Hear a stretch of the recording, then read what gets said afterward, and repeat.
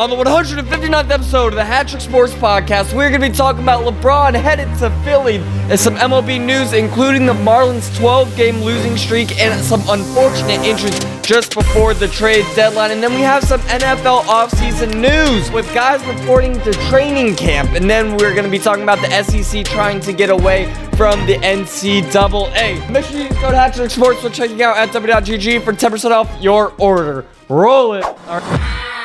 Welcome to HatTrick Sports, starring your host, Isaiah Carpenter. Bringing you the biggest sports headlines every week. This is the HatTrick Sports Podcast.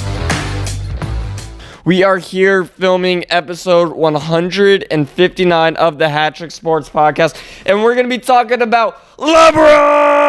LeBron is now a 76er. He made his decision, and he is headed to Philly. I'm talking about the guy on the Sixers, LeBron. He signed with 76ers. It is a 2-year, $8 million deal with the player option at the end of that. This is the veteran minimum. He said that he was not going to choose for money or from family, but just to win. And I think he found a pretty decent team. I knew he didn't want to mess up what the Knicks had. And this is good. This is good for LeBron. He said that this is his last decision. He said that he was done after the Lakers season, but after what seemed like endless time of thinking, he decided to stay in the NBA and play for his 24th and 25th year in the NBA. His final decision, he claims, came at 1 a.m. after an emotional roller coaster every single day. But there are some reports saying that they had it down like a few weeks ago, that he was a 76er. But no, LeBron James headed to Philly. He will be playing alongside Jaylen Brown, which is the big signing for Philly before LeBron. So you got Joel Embiid, who hasn't played too much in the last couple seasons, but is supposed to be playing more and more, especially with this contract that I'm going to talk about. Jaylen Brown, you have Edgecombe.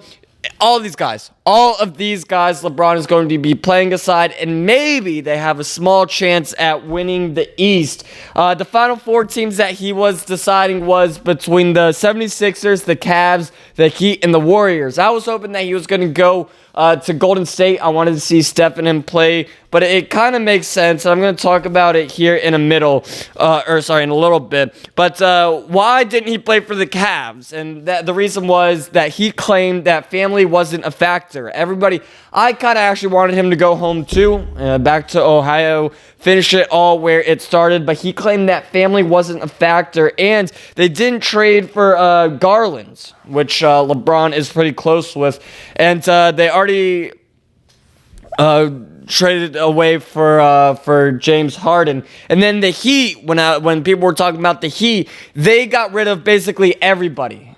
Oh, did the TikTok live go down? I'm sorry if the TikTok live went down. But, the Heat got rid of everybody for Giannis. They kind of went all in on Giannis this year, so that kind of made sense. And then the Warriors would have been a great option if they got Anthony Davis. And they didn't end up getting Anthony Davis. One second, I'm going to check the TikTok live. I don't know what's going on. Are we live? I don't know if we are live. Please check your network settings. I don't know if we're live or not on the TikTok live. It just went down on my end, but I'm actually probably not going to worry about that too much during this podcast. Might even clip that out. But yeah. So the Warriors were going to be pretty appealing to him if they ended up getting AD, but Washington wouldn't do that. So now the 76ers roster that they have is pretty nice. I mean, you look at Tyrese Maxey, you're looking at LeBron James, one of the greatest, if not the greatest basketball player of all time. You have Jaylen Brown, who they just got, Joel Embiid, and VJ Edgecombe. That is an insane roster that they are going to have. Their starting five is absolutely incredible. But the last time that the Sixers won a title was all the way back in 1983, and they haven't gotten out of the second round since 2001. Last season, they ended up going 45-37, but got swept by the Knicks in the second round. But we'll see. I think the Knicks are still very strong in the East. I think that Philly is definitely going to bump up there in the standings. I'm going to but kind of look at the NBA standings from last year, because I'm pretty sure Philly was like 7th, I think. Yeah, they were 7th in the East. But now they're going to jump up. I mean, yeah, we'll see. I think the Knicks are going to be really good. The Pistons, I think, will stay pretty high. But they're going to be up there. They are definitely going to be up there. But, yeah, Embiid is the little, not questionable, but a big part of this. Because he is making over $60 million a year and has just played only 57 games over the past 2 regular seasons. That is not good, especially with LeBron getting paid $8 million. But LeBron, he is turning, he's turning 42 in December, and this is going to be his 24th year in the league, and he still has a whole nother year. He's playing for 2 years, and then, again, with the player option at the end of that. This is incredible. So either this is going to be like one of the greatest super teams that has ever come out of the East, or this is going to be an absolute disaster for Philly. But yeah, one thing I was thinking about was LeBron's day, whatever day he signed. Thursday? Did he sign Thursday? Friday? I think he signed... Did he sign Friday? I'm pretty sure he signed Friday. So, one thing that I'm trying to figure out is, when does LeBron sleep? Because all these reports are saying that LeBron had made his final decision at 1 a.m. on that Friday morning. And then I saw his Instagram story of him working out at 5 o'clock in the morning. And then the Shams notification came in around 11 o'clock that morning. So when does LeBron sleep? Does he wake up at 1 o'clock to work out? Does he wake up, go back to sleep, then wake back up? I don't know how that ended up working, unless he went to bed after 1 o'clock after making the decision and then woke up at 5 o'clock to work out, and then Shams came out with the thing at 11. I don't know. I don't know when LeBron sleeps. I don't know if he slept that night. I mean, I guess it is a pretty big life decision moving to Philly, even though I don't think he's moving to Philly. I've heard everybody saying that he's going to live in New York, not live in New York and then go to Philly. Is that what they were saying? I don't know. But yeah. LeBron James, the man on the Sixers, playing aside Embiid, Jaylen Brown, Tyrese Maxey. This is good. Good stuff. Good stuff for LeBron. Not getting paid a dime. I mean, I get it. It's only $4 million. Like, whoa, $4 million. But, like, that's a lot of money in retrospect. But then, like, you think about it. For LeBron James, $4 million for one of the greatest basketball players to play on your team. Like, they've already made $4 million on jersey sales. Like, it's incredible. It's incredible. Now going into the WNBA. We actually don't talk about the WNBA too much on this podcast, just because not only do I not follow it that much, I'm very much of a casual WNBA fan. I don't know a whole lot about it, but it makes me a little bit mad. And it's not the women playing the sports, it's the front office of the WNBA that makes me mad. So Sophie Cunningham obviously has the iconic point, the wave off, whatever you want to call it. And if I'm the WNBA, and I am a struggling league that is playing at 1 o'clock in the afternoon on a Wednesday and need money, need fans, need eyeballs, I'm going to take advantage of the viral clips and the viral gesture of Sophie Cunningham pointing at players but after making a play on them or whatever. But the WNBA Players Association is blocking officially licensed partners from using Sophie Cunningham's viral pointing celebration in any marketing or merchandise. Why? Why, you ask? And the answer they give is that it's the gesture is derogatory because it stemmed from an on-court confrontation from DeWanna Bonner. And I say you suspend her then. If you think that it's derogatory, don't stick up for derogatory gestures and suspend her. Obviously, that's not going to go through because it's not derogatory. But one thing that Sophie Cunningham owns is that it's her NIL stuff. So this only affects brands like 2K, WNBA 2K, to whatever. I don't even know if WNBA 2K is a thing. NBA 2K, Panini cards and lids, the hats. None of them can put the pointing image on apparel or trading cards like that. But this only applies to the union's group licensing agreement. Cunningham can still have her individual NIL rights. She still owns her own rights, so she can make her own deals with those same sponsors directly. Now, she hasn't, which is dumb because they're complaining about their pay, but she has easily $1 million merchandise business. Just sell shirts of her pointing. You've made millions of dollars. I mean, it seems that easy. I've talked to people that know nothing about the WNBA talking about the point, how they've seen the viral pointing gesture, celebration, whatever you want to call it. But if she does end up selling the merchandise or ends up making a deal with some company, they just can't have the WNBA or WNBA PA logos. And right now, she's not doing anything. But if I was her, I would be doing that. And I would say capitalize on the viral moment. If you're the WNBA, why not? You say it's derogatory. It's not. I promise you, it's not. It's not derogatory. And if it is, you find it to be derogatory, suspend her. There you go. Don't allow derogatory gestures on your courts. There's an easy way to get your 5-viewer Wednesday 1 o'clock games have viewership. All right, let's move on to the MLB, Major League Baseball. The Marlins, though, the Red Sox just got done with their 15-game winning streak, but then all the focus went to the Marlins, who are currently on their 12-game losing streak. 3 weeks ago, the Marlins were on top of the world. They finally had the light shining down on them. And then all of a sudden, the clouds just covered and it started pouring on them. They have not won a game in 12 games. This is a franchise record for them, which is surprising because they've been pretty bad before. They were 6 outs away from ending this streak, blowing a 3-1 lead in the 8th inning against the Padres. But then Manny Machado hit a 2-run home run to tie it, and then Jackson Merrill hit a go-ahead solo home run, and the Padres ended up winning that game 5-3. Of course, it was the Padres. This is horrible. Their previous franchise record for losing streak for the Marlins was 11 games, and it happened twice. Once in 1998, where they had 108 losses, and then they had, in June of 2011, they kind of had the same thing going on.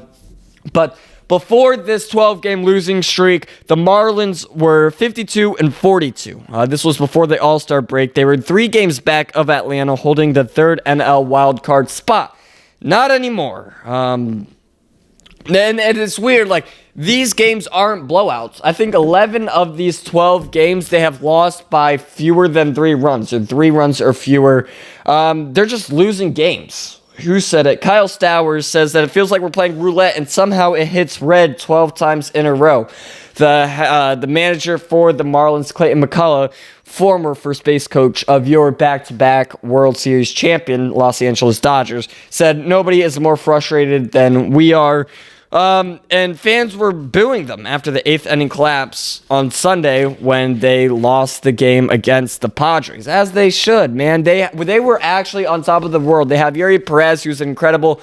They have Stowers. They have good guys now. And when they finally have these good guys, they just lose it.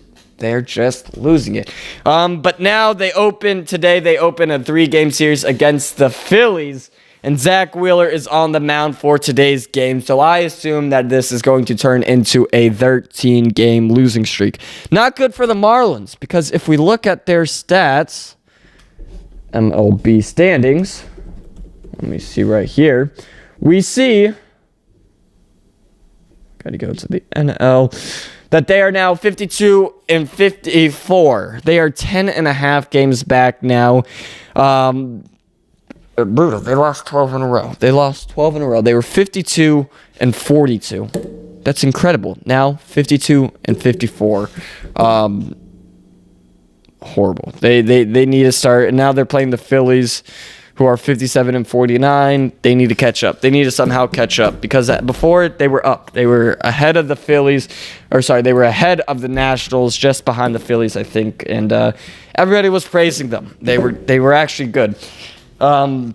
But not anymore. And now that we've gone to the low end of the Major League Baseball, let's go to the high end of Major League Baseball. C.J. Abrams is on fire right now.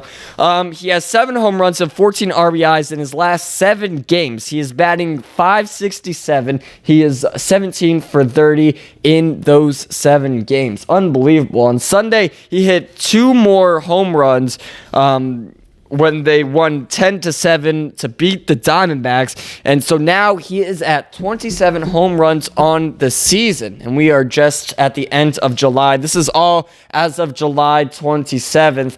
The Nationals right now are 54-52. They are 1 game back from Arizona for the final wild card spot.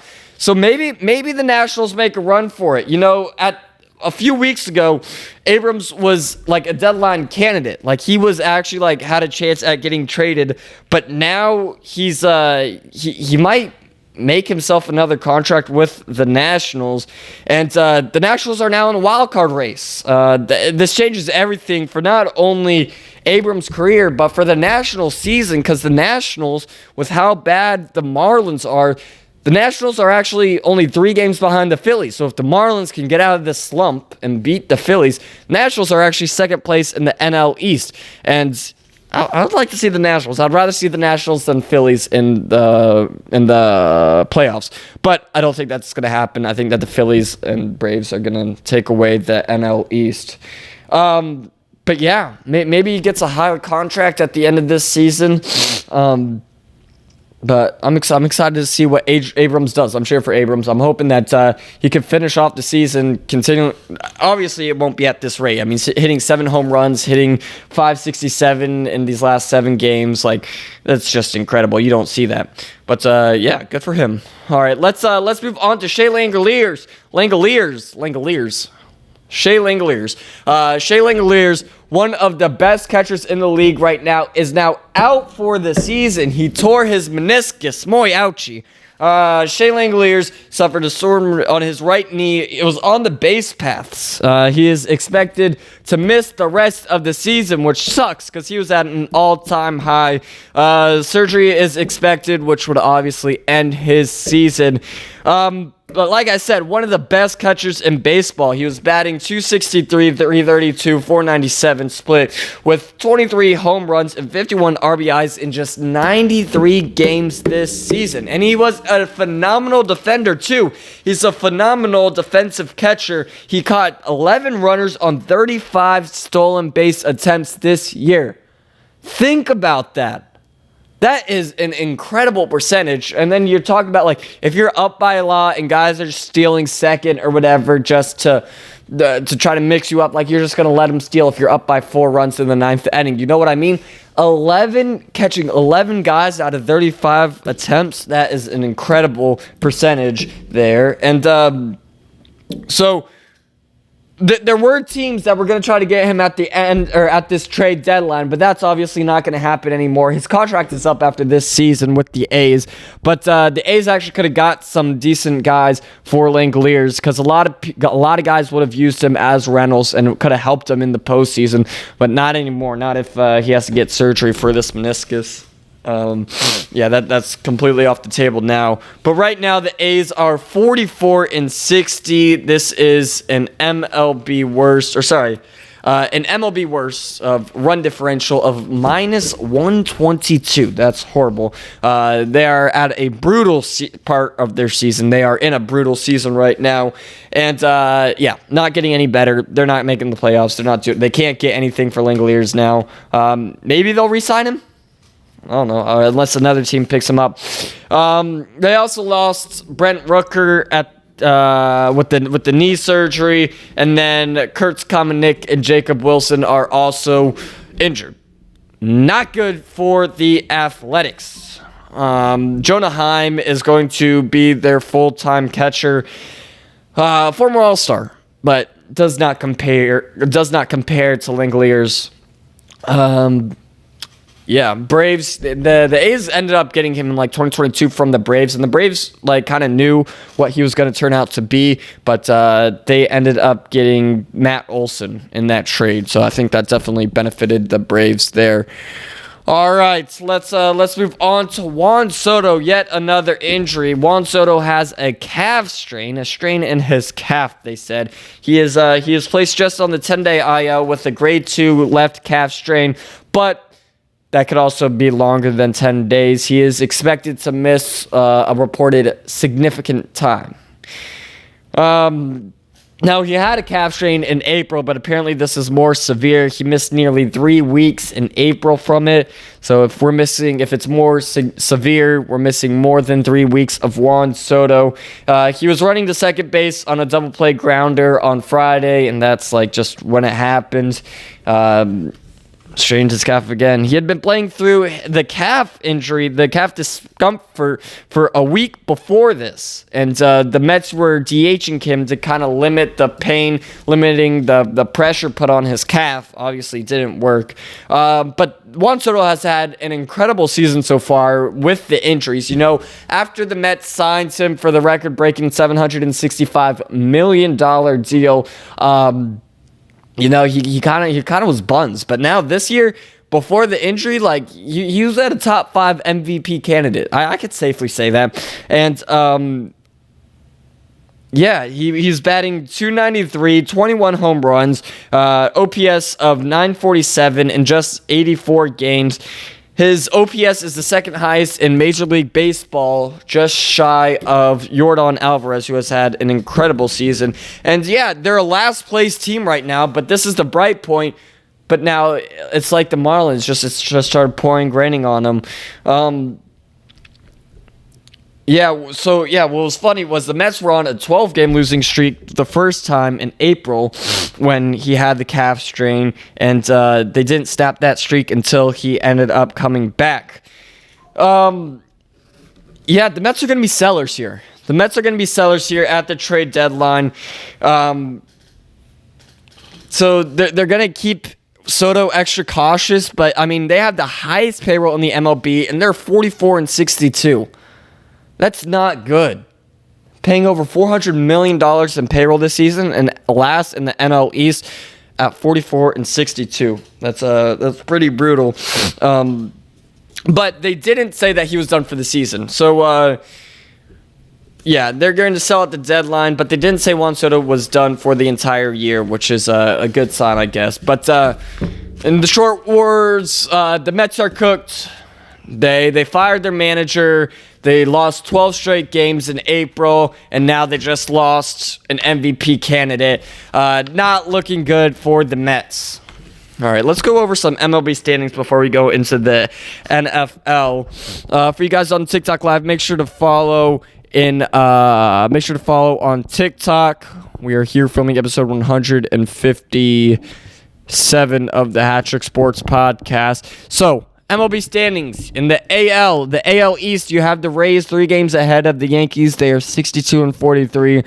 Yankees still yet to have 60 wins. They are buns. No, but the Red Sox 4.5 games behind the Yankees, and then the Blue Jays. The Blue Jays went from World Series to last place in the AL East. They still have a little bit of time to catch up. It's not going to happen. They are 14.5 games behind the Rays. In the AL Central, you have the White Sox. Look at the White Sox go. White Sox leading the AL Central, who is not a very good division. I'm not going to say the worst division because the AL West is pretty bad right now, but very averagey worse kind of, division right now. Guardians 2.5 games behind them. Twins a game behind the Guardians. The Guardians, Twins, and even Tigers are going to be I hope a good matchup here in the next few weeks. The Tigers are 6 games back, then the Royals are 11.5 games back. The Tigers, Tarek Skubal. What do the Dodgers have to give? We'll give a lot. We'll give a lot of relievers. We'll give a lot of money, a lot of our farm system. We can get them. We can get Skubal. Casey Mize, I don't think, has a long time with the Tigers. And same with Javi Baez. I think they're all gone. And then in the AL West, horrible division. One team over 500, just a half game over 500. The Rangers, Mariners a game and a half behind that. Astros 2 games behind that. Everybody was worried about the Astros. Oh, the Astros, they suck. They're not going to make the playoffs. They're only 2 games back now. They're going to end up making it. I think that the Astros will end up winning that division and making the playoffs somehow and losing. A team that is 52-55, I think, is going to make the playoffs. because they're only 2 games back. I mean, that's just atrocious. Athletics, 9 games back, and then the Angels are 11.5 games back in the worst division. How's that possible? I don't know. And then in the NL East, you have the Braves at 62-43, 5.5 games against the Phillies. Like I said, the Phillies and Marlins are going to play each other in this series. Hopefully the Marlins can snap that losing streak, because right now they are 52-54. They started the streak at 52-42. Now they are under 500. And then the highest payroll Mets are 44-62. In the NL Central, you have the Brewers 7 games ahead of the Cubs. They're pretty comfortable right there. The Reds suck this year. They're not even at 50 wins yet. This is probably the most average division. The NL Central is the most average division out there. You have the one team that's up. You have the one team that's down. The 3 teams in the middle are all just over 500. And then the NL West. How can we forget the NL West? The Dodgers, 67-39. 12 games ahead of the Diamondbacks. Oh my goodness, it's such a great number to see. There'll be teams that don't get 67 wins this season. And the Dodgers have it with 50 games left in the season. Dodgers, man. Dodgers are going to be real good. Dodgers could actually... I wonder how many wins they're going to end up with. They're starting to be a little bit more cautious, and I like to see that. Get ready, keep Shohei loose, keep them ready for the postseason, because they've pretty much already locked up that division. The Padres, 14 games back. Giants, 22.5 games back. And just 107 games into the season, the Rockies are 25.5 games back. Horrible. Absolutely atrocious. All right, let's talk about the NFL. Patrick Mahomes is all cleared from his torn ACL. If you guys don't remember, in Week 15, the Chiefs were playing the Chargers, and Patrick Mahomes' leg went like that. Not good. No bueno. But he is all clear. He was officially cleared by team doctors to fully participate in all training camp and practices in Missouri. Mahomes returns to full contact 11-on-11 team drills just 7 months after suffering the left ACL and LCL during the game against the Chargers. Mahomes says that he is feeling stronger than ever, and expressed major relief about leaving rural rehab sessions to rejoin his teammates on the field. Now, he is leading the first team offense, but he will maintain precautionary measures. He's wearing a knee brace and compression sleeve on his left leg just to make sure nothing goes wrong there, which is smart. Last season, Chiefs, buns out the window. Buns. Absolutely atrocious. He has no restrictions on workouts. He's fully cleared. Andy Reid plans to give Mahomes his full practice reps without artificial limits. We'll see what happens week 1. I don't know what they plan on doing. The coaching staff has not yet to determine if Mahomes will play in any early preseason games. But, I think he's fine not playing any preseason games. It was that one injury. Luckily, it happened in a season where they sucked and they had to have Gardner Minshew was his backup there. Remember him warming up last second when he hadn't played a snap all season? Yeah, that must have been fun for all the Chiefs fans. Having a horrible season and then it ending like that didn't really matter. But, Patrick Mahomes, good to be back. Hopefully they have a comeback season because the Super Bowl, the reigning Super Bowl champion, Seattle Seahawks, they're going to be coming for you. Exciting times. And then also somebody who was having an exciting time was Tony Romo. He just finished up a golf tournament where he finished 73rd place. I didn't even know they gave out places after third. He got 73rd place and then later got arrested for operating while intoxicated in Wisconsin. Obviously Tony Romo is one of CBS NFL analysts, actually the lead analyst for CBS, but he was arrested on Thursday night in suspicion of an OWI. He was, apparently he performed poorly on the standard on the standard field sobriety tests. And he was booked into jail, released an hour later. You know, he has a court case, he has like a hearing in court in September. But it does say here that in Wisconsin, the first offense OWI is classified as a civil forfeiture rather than a criminal offense, which seems a little bit weird. I don't really know the difference between an OWI and a DUI. I know DUI is like strictly alcohol. OWI might be like drugs and alcohol. I'm not completely sure, but yeah, there's like no criminal case for an OWI in Wisconsin, and typically carrying fines between $150 and $300 plus license suspension. Tony Romo could just get a driver, and then $300 to him is like 10 cents to everybody. So really not that much of a consequence for Tony Romo, unless CBS does a consequence, which I doubt it. We'll see. I doubt that there's a consequence coming from CBS for Tony Romo. But, yeah, like I said, September 21st is when he makes his initial court appearance. Yeah, the CBS Sports, Tony Romo hasn't come out with a statement, but I don't think that it'll impact his status to lead game analysts with Jim Nantz in the next few weeks. We're 7 weeks away from NFL season. And then let's lastly, talk about the SEC. The SEC might leave the NCAA.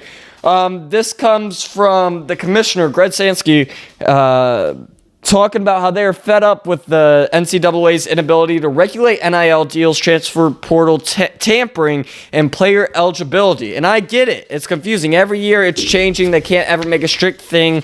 And yeah, it kind of makes a little bit of sense. But they confirmed that there have been initial talks with SEC university presidents about leaving the NCAA, and that it's genuine and that these are not just empty rumors, that there are genuine discussions. But they have to wait for a whole bunch of there's a whole bunch of political stuff with the Protect College Sports Act, talking about like NIL eligibility and stuff like that. But if the SEC leaves the NCAA, that's for all university sports. So, I mean, we're talking about March Madness, College World Series, like all these tournaments are at risk if the SEC leaves the NCAA, and that will lead to That's just going to lead to, like, they have to do their own playoffs. They have to do their own tournaments, championships like that. And it's like it would restructure, like, a lot of college sports, which would be kind of a pain for a few years for not only fans, but also the SEC. And then they would have to have, like, their own sponsors and broadcasts. Like, they'd be in charge of all that. But it's not a done deal yet.